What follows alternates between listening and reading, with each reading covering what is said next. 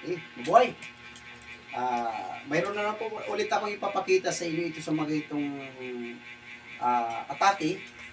Ito, bihira lang naman itong mga ganitong ipapakita ko lang sa inyo simpleng technique. Ito yung makakatulong din ito. Number 1 kung pinupukusan, hindi ko kailangan iangat ito. Karamihan, iaangat ito.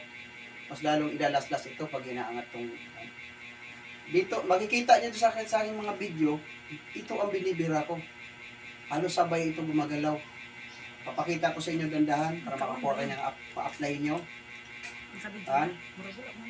Dito. Nakakontrol.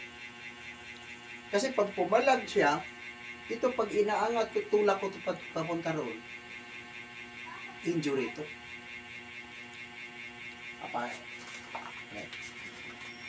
Papakita ko sa inyo mabilis. Kailangan lang pag gumamit ito ng technique nito, pag gumaya kayo, kailangan ng attacker video professional.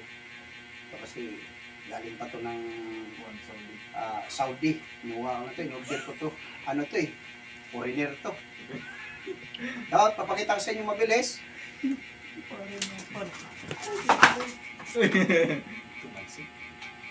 Yan, nasa sa inyo na yan. Ikutin. Aristin na. Tumalsik. Gandahan. Ito naman, napakaraming opsyon. Pwede naman to, ipapakita ko sa inyo ibang opsyon. Kailangan pag itong technique ang gagamitin nyo dito, pag dito kayo kumuha ng opsyon, hindi ba rin masusugatan, huwag lang talagang malaslas. Dito ako nakapokus, tingnan niya sa luluhod lang to sa harapan ko. Yan. Yan, tanggal. Medyo masakit nga lang.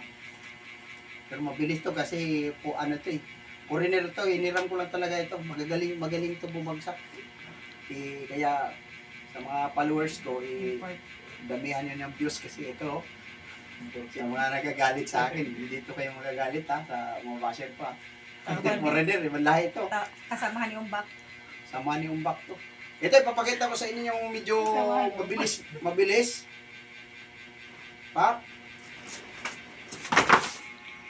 Arresting. Control. Ikot.